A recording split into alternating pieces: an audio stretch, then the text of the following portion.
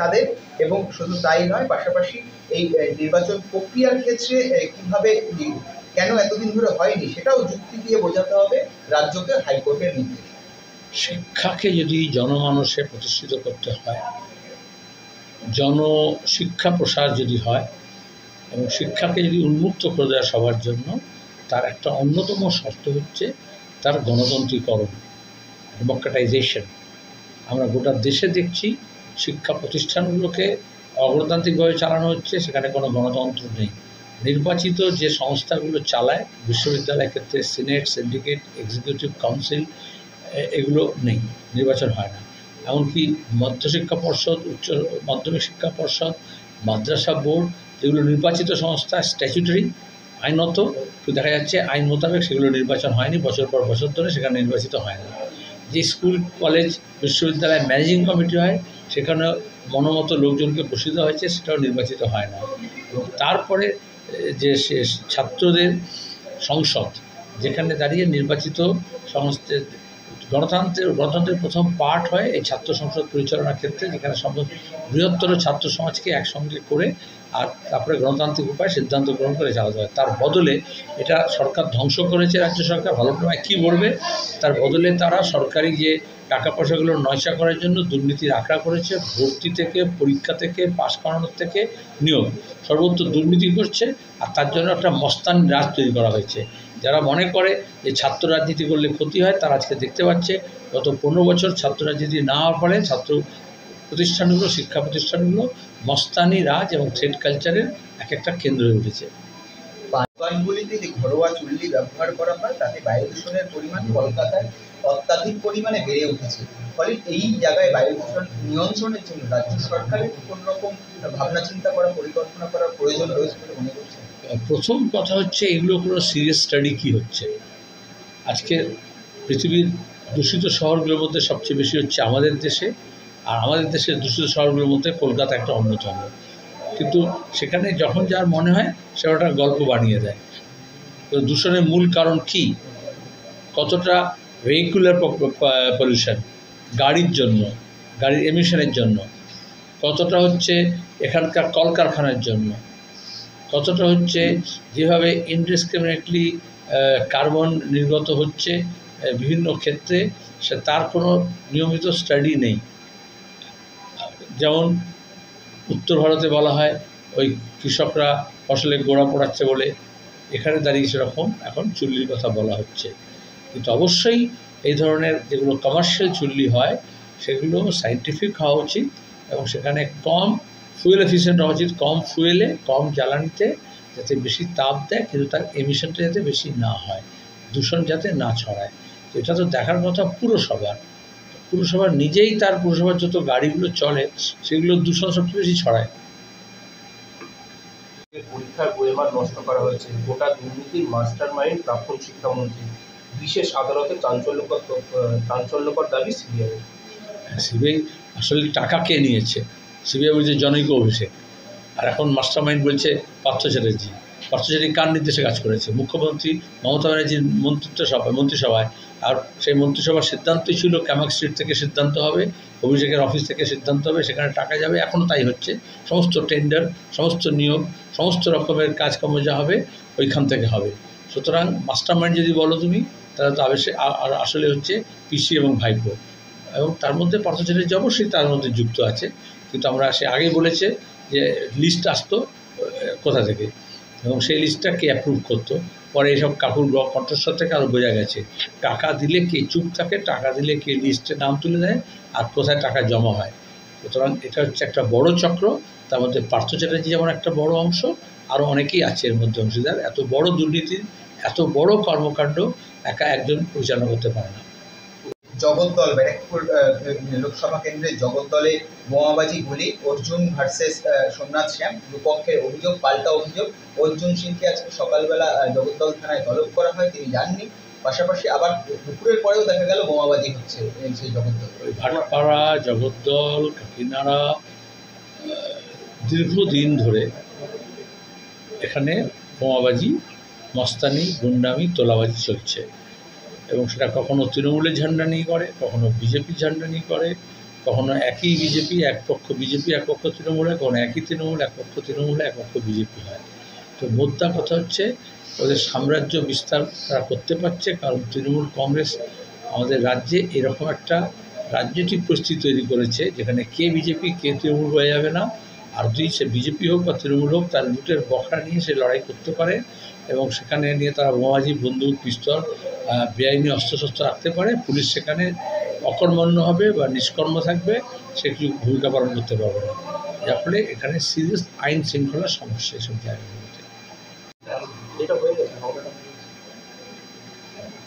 চাকরি প্রার্থীদের নিয়ে বিরোধী ব্যানার ছাড়াই, দলীয় ব্যানার ছাড়াই নবান্ন অভিযানের ভাবনা চিন্তা শুভেন্দু অধিকারী। ধর্মীয় মেরুকরণের সঙ্গে কি বিজেপি কি ফের পুরনো অস্ত্রতেই শান, তাই এই অভিযান?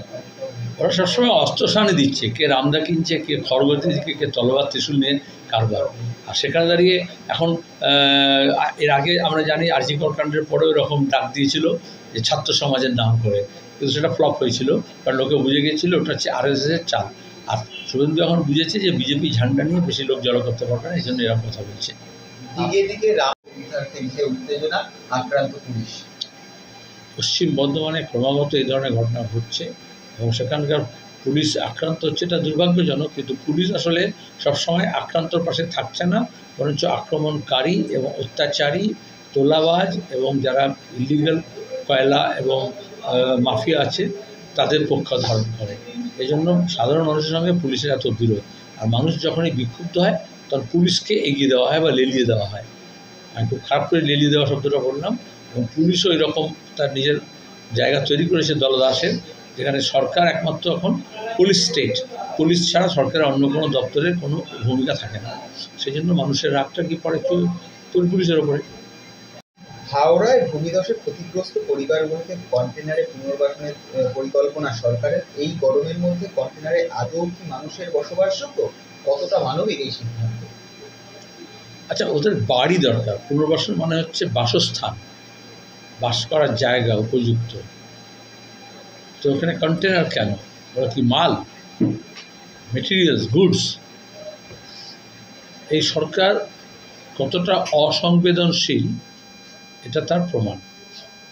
প্রথমত ওদেরকে তাড়াতে চেয়েছিল, সরিয়ে দিতে চেয়েছিল, তারপর যেহেতু আন্দোলন করেছে, প্রতিবাদ করেছে আমরা সবাই, তখন দাঁড়িয়ে এখন বলছে কন্টেনার করে দেওয়া হবে।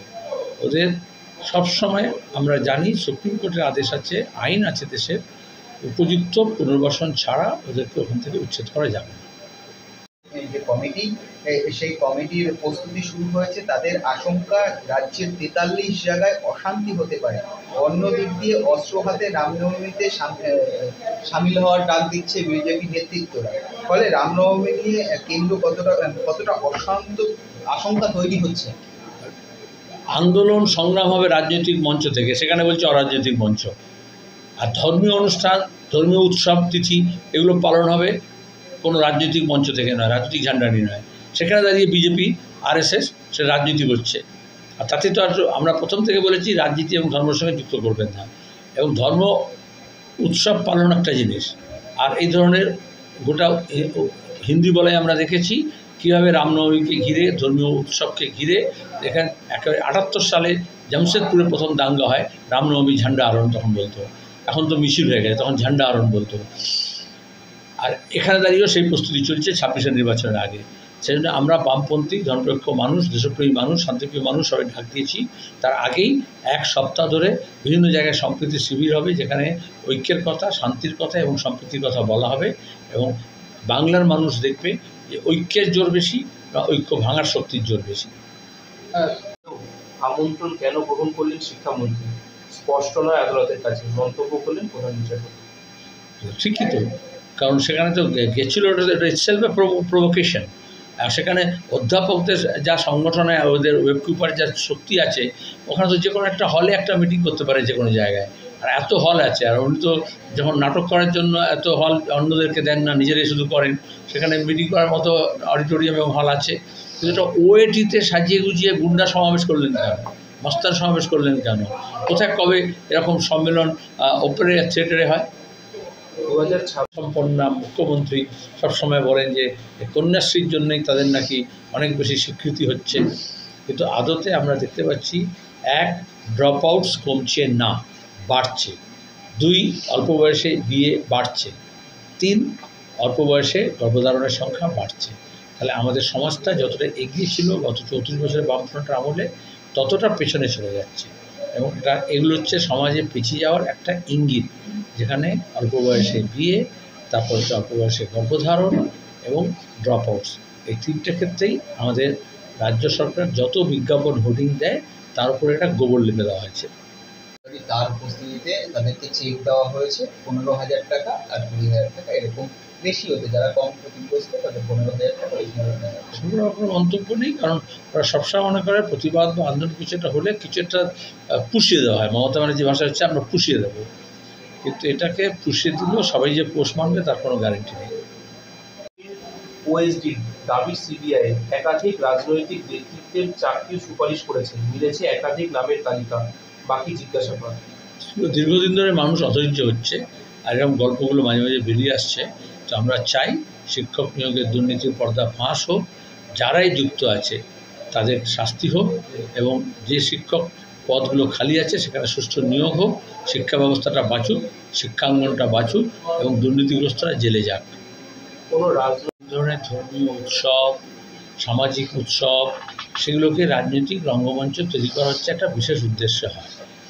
বিজেপি সেই রাম মন্দিরের ঘটনা থেকে শুরু করে সর্বত্র তারা এই ধর্মীয় তিথি, নক্ষত্র, উৎসব উদযাপনকে রাজনৈতিক স্বার্থে ব্যবহার করার চেষ্টা করে। আর এটাই যদিও তখন বলেছিলেন যখন অযোধ্যার জন্য রথযাত্রা হচ্ছিল, এই যদি ধর্মের জন্য রথযাত্রা হয়, মন্দিরের জন্য, সেখানে বিজেপি ঝান্ডা লাগিয়ে কেন হচ্ছে? আজকে দাঁড়িয়ে এই ধরনের লোকের প্রয়োজন আছে যারা এই সোজা কথা বলবে যে রাজা তুই উলঙ্গ কেন। সেমিনার বা সভা করা যাবে না, যাদবপুর মামলায় নির্দেশ দিলেন প্রধান বিচারপতি। এখন বিশ্ববিদ্যালয়ের মধ্যে তোমার গিয়ে গোটা গণ্ডগোলটা যাদবপুরে শুরু হয় যখন মন্ত্রী গোটা রাজ্য থেকে তাদের গুন্ডা বদমেশকে জড়ো করে নিয়ে শিক্ষক সংগঠনের নাম করে ওখানে মস্তানি করতে যান, তারপরে গাড়ি চাপা দেন। এবং এখন শিক্ষা প্রতিষ্ঠানের মধ্যে যদি রাজনীতিবিদ না থাকেন তাহলে তো এখন এই যে এত সব হইচই করে হচ্ছে, কেলক কলেজে গেছে কিন্তু অক্সফোর্ড ইউনিভার্সিটিতে গেছে মুখ্যমন্ত্রী বক্তৃতা করতে, তাহলে তো আগে তো মুখ্যমন্ত্রীকে আটকাতে হয় যে তিনি আপনি বক্তৃতা করবেন না বিশ্ববিদ্যালয় পরিসরের মধ্যে। যাদব চাই এই মর্মে বিভিন্ন জায়গায় পোস্টার ব্যানার, বিজেপির সভাপতিদের দৌড় লড়াই নিয়েছে। আমার কাছে কী প্রশ্ন আছে? ওরা তৃণমূল বিজেপি বুঝবে নিজেদের মধ্যে।